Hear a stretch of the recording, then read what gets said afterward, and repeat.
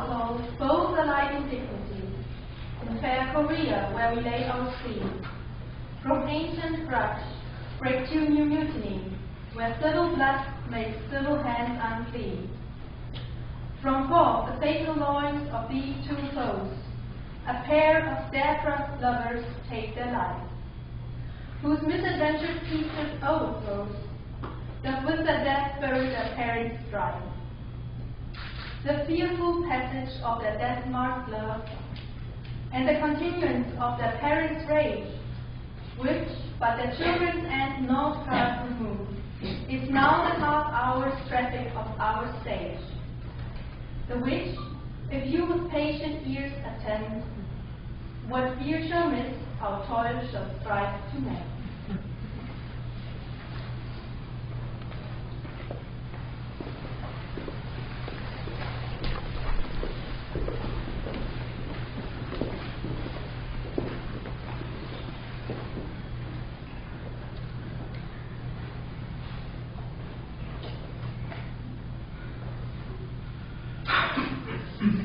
Julie? Yes, madam. What is your will? This? What's the matter? We must talk in secret. Tell me, Dr. Julie, how stands your disposition to be married? It is an honor that I dream of. Well, think about marriage now. Younger than you here in Korea, ladies of esteem are made already mothers. By my count, I was your mother much upon these years that you are now a maid. Thus, then in brief, the valiant Paris seeks you for his love. What say you? Can you love the gentleman? This night, you shall behold him at our feet. Read all the volume of young Paris Pace, and find a knight writ there with beauty's pen.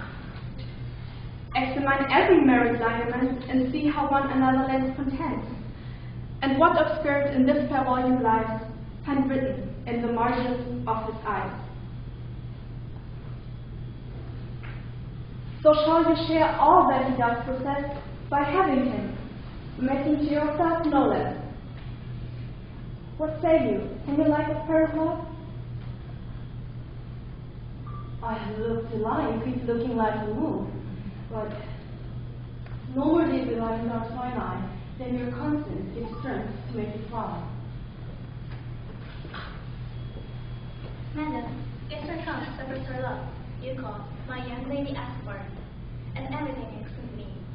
I must hence wait, I beseech you, all astray. We follow thee.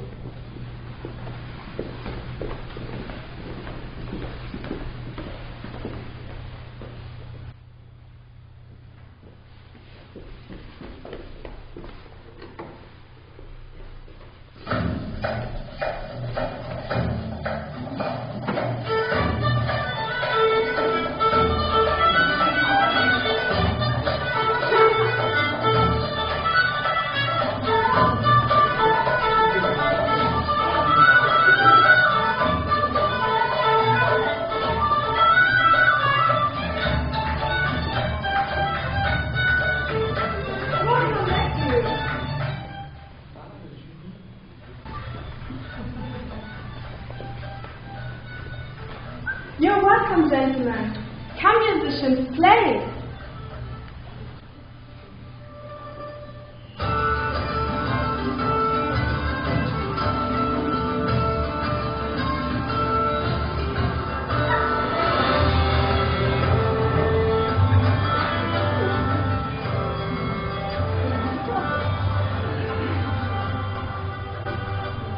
Who made you stand with us towards the hand of yonder knight? I don't know. She does teach the torches to burn bright. It seems she hangs upon the cheek of night, as a rich jewel in an Indian sphere. Beauty, too rich for you, for earth to see. So shows a snowy dove, tripping with crows, as yonder lady Oh, the fellow shows. The measure made, I'll watch her place of stand, and touching her, maybe blessing her with hands. Is my heart lost till now? Or is where its sight, for I near such true beauty till this night? This by his voice should be a Montague. Fetch me my rapier. What? There's a slave come hither with an antic face, with fleer and scorn in our solemnity? Now, by the stock and honor of my kin, to strike him dead, I hold it not a sin. Why now, kinsman, wherefore storm you so? My aunt, this is a Montague our foe, a villain, hither come in spite, to scorn at our solemnity this night. Young Romeo this? 'Tis him, that villain Romeo. Content thee, gentle heart, let him alone. I will not for the wealth of all this town here in my house have him dispersed. Therefore, be patient, take no note of him. It fits with such a villain as a guest. I'll not endure him. Ye shall be endured, to make a mutiny among my guests. Why, my aunt, 'tis a shame. Here, saucy boy, if so indeed. Be quiet, all for shame, I make you quiet. Patience perforce and both will color me, and makes my flesh tremble in their different breeding. I will withdraw, but this intrusion shall, now seeming sweet, convert to bitter scab.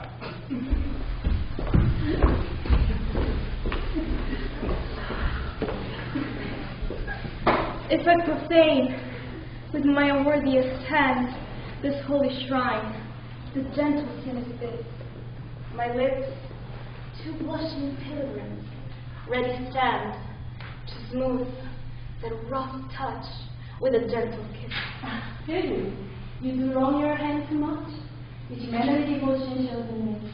For saints have hands that pilgrims hands do touch, and palm to palm with holy palmers kiss. Well, have not saints lips and holy palmers too? Pilgrims, this state they must speak in prayer. Then, dear saint, thy lips do what hands do. They pray. Grant thou, lest faith turn to despair. Saints do not move, thou grant for prayer sing. Then move not, while my prayers effected.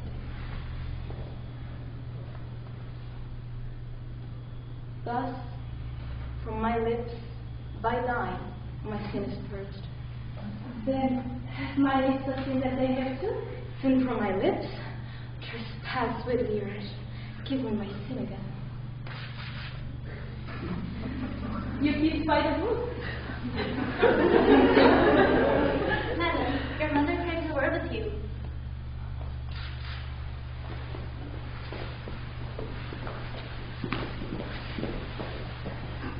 What is her mother? Her mother is the lady of the house, and a good lady and wise and virtuous. Is she a Capulet? Oh, dear Count, my life is my fault.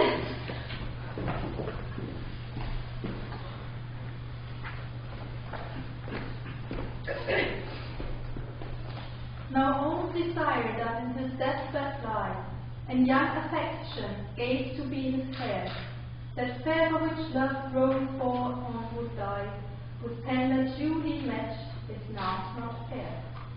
Now Romeo is beloved and loved again, alike bewitched by the charm of looks. But to his foes opposed he must complain, and she still loves sweet babe from fearful hooks. Being held a foe, he may not have access to breathe such woes as lovers used to swear. And she, as much in love, her means much less, to meet her new beloved anywhere. But passion lends us power, time means to meet, tempering extremities with extreme sweet.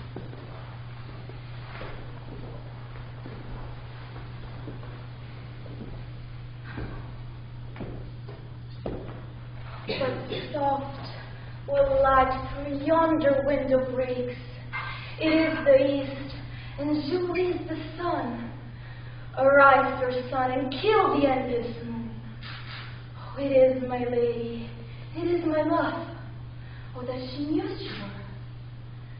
Two of the fairest stars in all of heaven, having some business, do entreat her eyes to twinkle in their spheres till they return. But what if forever there, they in her head, the brightness of her cheek would shame those stars, as daylight doth lamp For I in heaven, where through the airy region streams so bright, that birds would sing and think it were not night. She speaks. Oh, speak again, bright angel, for thou art as glorious to this night being over my head. Romeo, wherefore Romeo? Deny thy father and refuse thy name, or if so will not, be but sworn by love, and I'll no longer be a Catholic. What's in a name? Without that title, Romeo, just thy name, and for thy name it is no prophecy. Take all myself. I take thy word. What men are thou? By a name, I know not how to tell thee who I am, because, dear saint, my name is hateful to myself, because it is an enemy to thee. Are those not a Romeo and a Montague? Neither, fair maid, if either thee dislikes. Oh, gentle Romeo, if thou dost love, pronounce it faithfully, or if thou thinkest time to quickly won, I'll be frown and perverse and say thee now. For though overheard elsewhere, my true love passion, therefore pardon me, and not impute this ill into light love, which the dark night has to discover. By yonder blessed moon I vow! Oh, do not swear by the moon, the inconstant moon, that monthly changes in a certain fold, lest that thy love prove likewise variable. Then what shall I swear by? Do not swear. Or, if thou wilt, swear by the gracious self, which is the God of my idolatry and of your dream. If my heart, dear love, Oh, do not swear. Although I joy in thee, I have no joy of this contract tonight. This is too rash, too unadvised, too sudden, to like me, which thou didst to be, and one can say it like me. will thou leave me so unsatisfied? What satisfaction canst thou have tonight? The exchange of thy faithful vow for mine. I gave thee mine before thou requested, and yet I would if you were to give again. Wouldst thou withdraw it? For what purpose, love? To be frank, and give thee again. And yet I wish but for the thing I have. My bounty is as boundless as the sea, my love as thee. The more I give to thee, the more I have, for both are infinite. If that gentle love be honorable, that was marriage, then we were tomorrow. Whereas in what time wilt thou perform the rite, and all my thoughts should at thy foot I lay, and follow thee, my Lord, throughout the world. Good night, good night. Heart me such sweet sorrow that I shall say good night till we be morrow.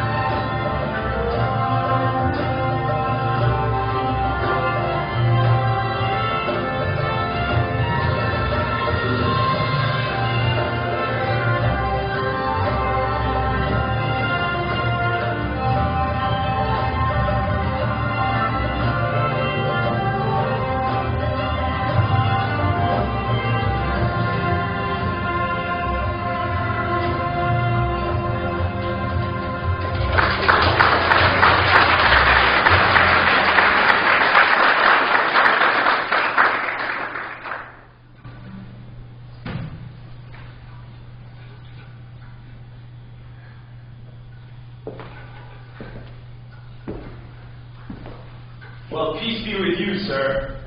Here comes my man. Romeo, the love I bear thee can afford no better term than this.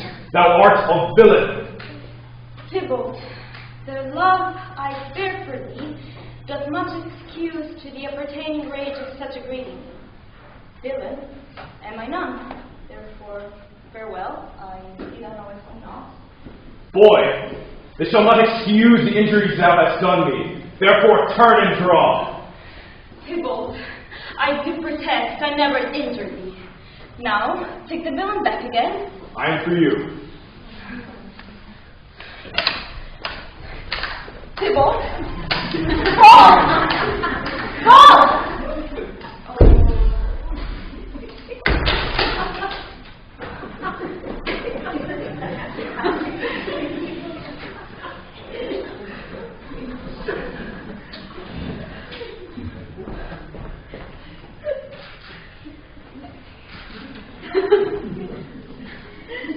The darkest lover's stolen marriage day was Tybalt's doomsday, whose untimely death banished the new-made bridegroom from the city. For him and not for Tybalt should we pine. Her family, to remove their grief from her, betrothed and would have married her perforce to come to Paris. So comes she to the friar, and with wild looks bids him devise some plan to rid her from the second marriage. Or in his cell, there would she kill herself. The remedy the friar proposed was this: a sleeping poison, which will imitate the form of death, which will continue 42 hours, and then she would awake as if from sleep. In the meantime, before she shall awake, shall Romeo find that is no land, and hither shall he come and watch her wait. When Romeo does not receive the letter, and hears instead the news of Julie's death, he returns to the city of grief and rage, bringing poison to use beside her grave.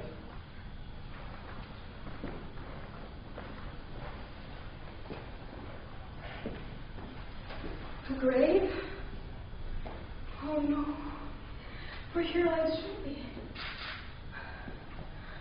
Oh, my love, life, death that is but the honey of thy breath, has had no power yet upon thy body. Thou art not conquered. Julie, art thou yet so fair? Shall I believe that a substantial death is endless? For fear of death, I will stay with thee, and never from this palace of dim night depart again. Here will I stay.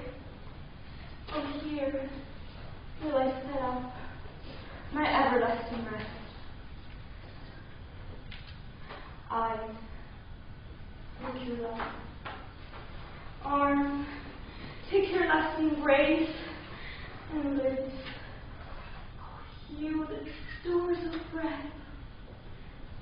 You with a righteous kiss, a deadless burden, and broken death.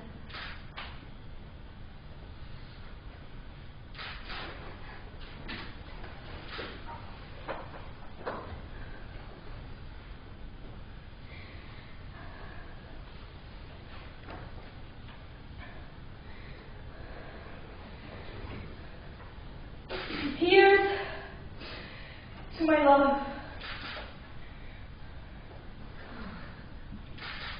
I drug them quick. Thus, with a kiss, I die.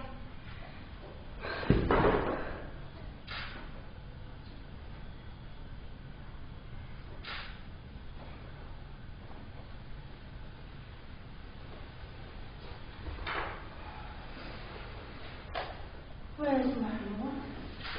Where is my Romeo? What's here? Oh, close me, my trouble said. Poison, I see. Oh, have pity, Simon, then. Kiss my lips. Oh, drunk, old, and vessel friendly.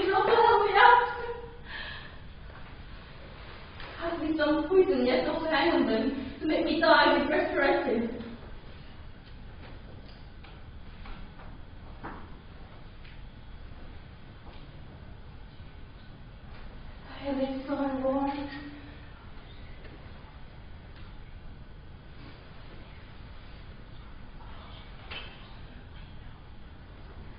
Beggar, this is silence. They were lost, and they picked off.